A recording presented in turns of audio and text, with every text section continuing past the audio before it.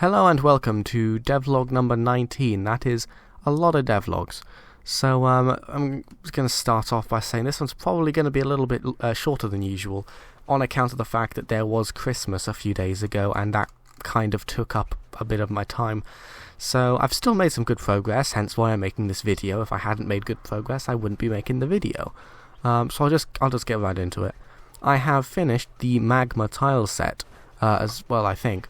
It's sort of difficult. It's not the best thing in the world, but it's also just passable. And I don't need the tileset to be the best thing. It just has to be okay. It just has to not actively upset the player. I'm not that great at drawing things or graphics or anything like that, so I think, yeah, I'll settle for not making the player sad. You might probably notice there's lava. It's got a nice pulsating light effect too, which sort of helps to make it feel a bit more dynamic. I don't know if I'll animate it. It's not really a priority right now because I feel that it looks okay.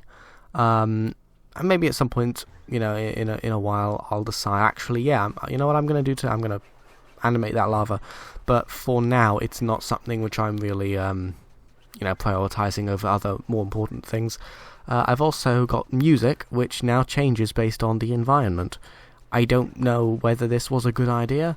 You can find the soundtrack pieces. I have a SoundCloud account. If you go to my SoundCloud, I have a playlist for the Kyzt OST, and you can play through that, and it's the two songs that you don't recognize.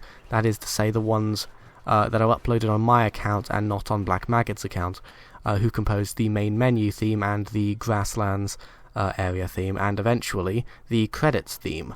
But I have to actually implement the credits first. I'm going to be using one of those songs. I can't remember which one, but I guess that's just the spoiler for next time.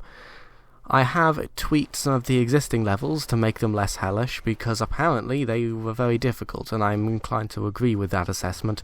If you don't have a lot of flat areas, it gets very, very difficult very quickly. I have also tweaked the spawn rates, and there's now a maximum number of enemies which can appear on screen, which is, I think, 15, because any more than that gets properly overwhelming, and I'm not sure it's a good idea to sort of encourage the player to overwhelm themselves. I think if they're playing the game, then they won't get really any more than 15 at a time. I've playtested it, it seems to work out. I'm probably going to have to tweak the spawn rates a little bit more, and spawning conditions even, because it still feels a little bit janky. It's still not quite right. I don't know.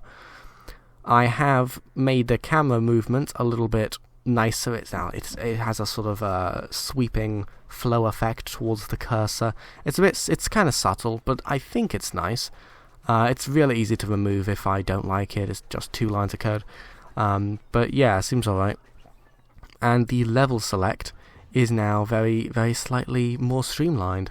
I'm going to be working on this more, obviously. I implemented this earlier today, but you might have noticed that now, instead of using the up and down or the plus or minus keys to buttons to select the level, you now have to select the number that you're interested in. So you can click on any of the numbers 1 through 5 which appear underneath the play button.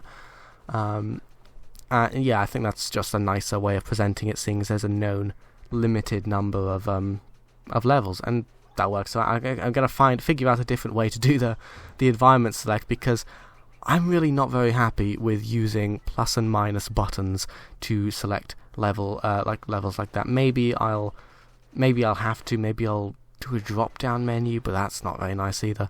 I'll figure something out. But yeah, there we go. That's pretty much it for this devlog.